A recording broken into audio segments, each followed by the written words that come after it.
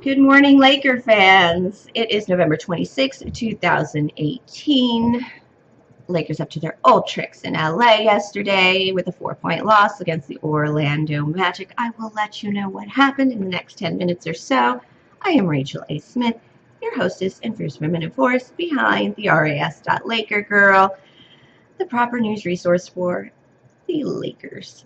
All right, so starting lineups for yesterday, we had the usual suspects for the Lakers. That would be Lonzo Ball at point, Brandon Ingram, LeBron James, Kyle Kuzma, and of course the center at the center of my heart, JaVale McGee. Excellent game, Mr. McGee.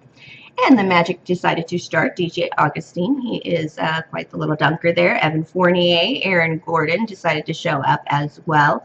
Wesley Iwundu, not really sure why he's starting, but hey, they beat us. So, and they also have Nikola Vucevic, the center, at the center of everything they have because the man's a machine. So, Wesley's three keys to the game were, number one, lower turnovers, get that ball control going. Lakers had 23 turnovers against the Utah Jazz. It was amazing we even won that game.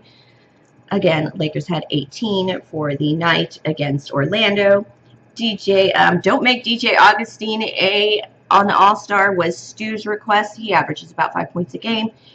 He got 12 points for the night. I asked that they contain Vucevic, their center, who just keeps putting up those points. He had 31 points, 15 rebounds, 7 assists, 2 steals, and top it off, 3 blocks. What a night for him.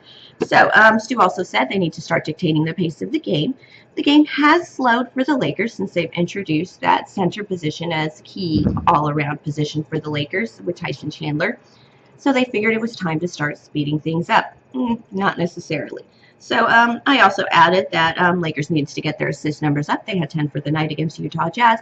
They did have 22 for the night against the Orlando Magic. Another outstanding stat for this game. It was 60% from free throw line. That would be 20 of 31 shots for the Lakers. Magic were shooting 92%. That would be 13 of 14 from the charity stripe for Orlando. As in, yes, if we made all our free throws, or even 92%, 90% like the Orlando Magic, we would have won the game. So we have some sloppy play, and we need to clean up our ball handling. We just don't need to play faster. It's just not worth it. So what did the Lakers do right? Well, let's hop into that first quarter because it was absolutely gorgeous. Kyle Kuzma would draw first blood with a quick 2, and it just wouldn't end there for Kyle. Kuz would finish with 21 points, 4 rebounds, and 5 assists. He does not like being the lesser Laker. He was definitely one of the lesser Lakers on Friday night against the Jazz. Let's not even be one of the lesser Laker youngbloods. He wanted to bring up those numbers, and he was in double digits by the end of the first quarter of the game. And sometime in the first, we had we did have that Aaron Gordon warming up. Also, he had a total of 17 points for the game. He was just trying to get a lot of poster shots against LeBron, and I think he got poster shots a lot against a lot of our guys, to be honest. Vucevic was blocked heartily by McGee. McGee is another person that was absolutely disrespected by the Orlando Magic in our prior game in Florida. And basically, I hear tell that McGee don't like that, and it showed. He had a season-high 7 blocks for the game. And it was great to have McGee protecting the rim, holding down the paint, slowing down Vucevic, Augustine, and Gordon. Quite an assignment. I don't think anybody else took over. Tyson Chandler was mostly up against Mo Bamba and I believe Fournier, but it was not a good game overall in the end. But basically, indignation does well for a player. We saw that from McGee and Kyle Kuzma. Unfortunately, the other players didn't sing along.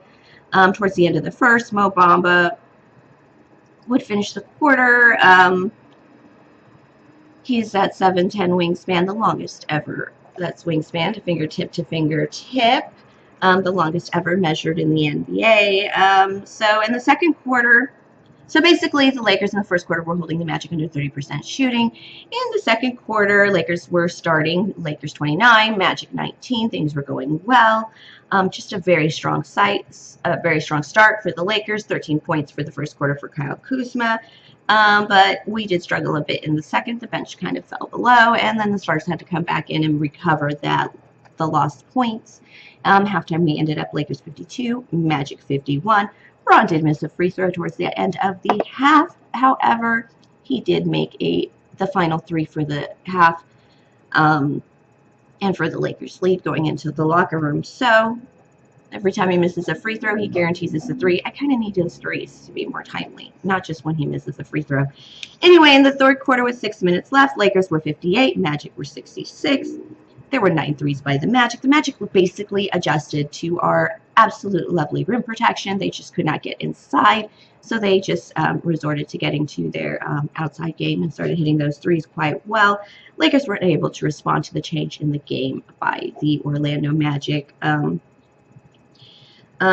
basically they started leaving the paint unprotected. Vucevic started getting his numbers. Lakers were outscored in the second quarter, 23-32. And in the third quarter, Lakers only had 19. Orlando had 35. Yes, second and third quarter were not looking well. Lakers adjust really well from game to game. They don't always adjust, and even from the first half of the game to the second half of the game, they can also adjust pretty well. However, they just can't do a lot of in-game adjustments. It's not bad coaching or bad playing. I think it's a combination of both. In the fourth quarter, unbelievably, the Lakers would outscore Orlando 33-22.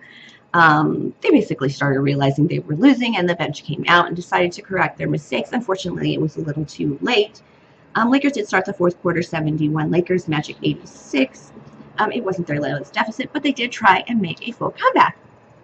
The final for the Lakers would be 104, Magic 108. So, yes, aside from the Lakers having 18 turnovers, several missed free throws, and their ability to contain a certain key player, they were only down by 4 points, which shows that the Lakers do have a lot to they have a lot to their game that I don't understand why they lose sometimes, but they do have I do understand why they lost this time. They just let go of the gas, and Orlando just kind of cruised right by them. So Lakers are still coping with that lack in the point guard position. PostGame Ron lamented at the absence of Rajon Rondo. Yes, it is absolutely clear that this is what's going on. Lonzo Ball had a decent game, 9 points, 10 rebounds, 2 assists. He did not play the fourth quarter. I didn't really see a reason for that. I know Luke Walton likes to mix up the fourth quarter and end of game roster to include all players that have been hot for the night. That usually did include Rondo, and Lonzo did match good numbers with the games against the Utah Jazz. I think they're just tired of him playing defense, and they want him to shoot, because when he does shoot, he does do well. Okay, so also, Lakers bench were outscored through the game 42-21, with key losses happening in the mid-second quarter and late third quarter. Terrence Ross from their bench had 16 points alone. Ben Simmons had 10 points alone. These are bench players, mind you. This is the kind of play you'd hold a starter to, but they were doing quite well. Most bench and second year players cannot create their own shots, and since we do not have a certain or standard point guard, I think it was a little more difficult for a lot of our bench players and second unit guys to really pull it together. To contain that game. Speeding the offense without a proper quarterback also was a bit of a disaster. However, in the beginning of the fourth quarter, BI did run the offense much better from the point guard position, but he also had Kyle Kuzma to work off of. I think they need to practice more together and work off of each other a little more if they're going to hold down the second unit, because they did quite well, and they did recover the game from total loss. So hard defense would have given the offense the holes they needed to really succeed here, and it's one of the bench flaws that makes them so much less than our starters, and our starters really are not all that in comparison to what we've actually seen the bench and also seen the veterans do over the course of the course of the season and even of course of these guys' careers. So basically, 5 more defensive points held against the Orlando Magic, and Lakers would have pretty much won this game. It was just a little too much, a little too late, a little too little, a little too late to win this game. But Lakers did make a go for it. It was right there for their taking. Unfortunately, if you do not control the game or be aggressive during the game enough during the first, second, and third quarters, even during the fourth quarter, towards the last 2 minutes of the game, it is really impossible to suddenly take charge and really move the game at your will. And Lakers just did not do enough defensively or offensively to be able to do that at the end of the game, and that is really why they lost. Ultimately, that's what it came down to. Even though they had that lovely comeback loss in the fourth quarter, it is still an L. So Lakers now have that 11-8 record. They're in the 7th position in the Western Conference standings. We're about 25% into the seasons. If we just kind of mathematically do those numbers, Lakers would have 44 wins for this season. One more, and that would be 45. Luke Walton's first season, he did not do very well. I think he had 30 wins or 25 wins. It was just abysmal. His second season, he had 35 wins. I expect us to have 45 wins. That means we're coming up about 10 games more per year. 45 wins would definitely create a playoff berth for us, and even a good one. We don't want to hit that 8th position and play the number 1 team, so sliding into the playoffs at the end is not always a really good idea. So Lakers play against the Nuggets in Denver Tuesday night. That will be followed by an at-home back-to-back Thursday and Friday. That would be the Pacers, who we haven't seen, and the Mavs, who can be quite a little too easy for the Lakers. Sometimes we forget to play hard when the other team isn't. So the big game that I saw yesterday as well was the 76ers 127, Brooklyn 125 final game. Despite the there was a dog pile on the floor with about 15 seconds left, to the point where the referees had to kind of pick up each player to figure out who had the ball under the dog pile. Just like a lovely football game. I have not watched enough football this season. I really do miss it. But Brooklyn Nets, that is when Jimmy Butler hit that game-winning 3. That's the second big win for the team. Brooklyn Nets with about 0.4 seconds to win this game after that. D-Fish did it for the Lakers, but unfortunately the Brooklyn Nets couldn't even get it inbound. They did inbound to a 76ers player and lose the game. 76ers are 6-2 after adding Jimmy Butler. We have yet to play them, but it looks pretty exciting.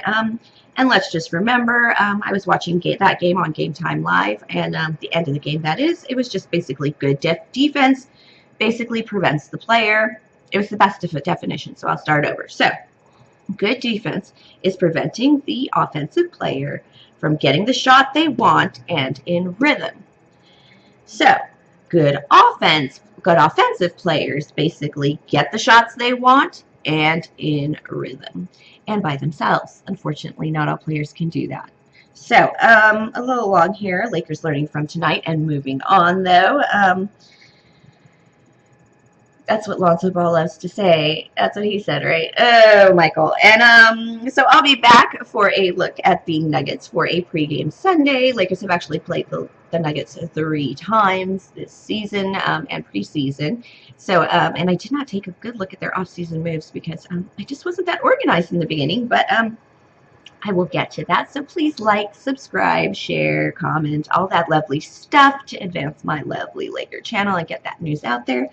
And again, have a good day today. I am Rachel A. Smith, and thank you for watching my Laker channel, the RAS.LakerGirl, the proper news resource for everything Lakers. Have a good day, Lakers. I know it's Monday after Thanksgiving, and it sucks, but Lakers should be able to take another win eventually. They've won 2 out of 3. So, yeah, I'm just going to stop there. I just need them to do as well as they can. All right, thank you, and have a good day, Laker fans, and Lakers too.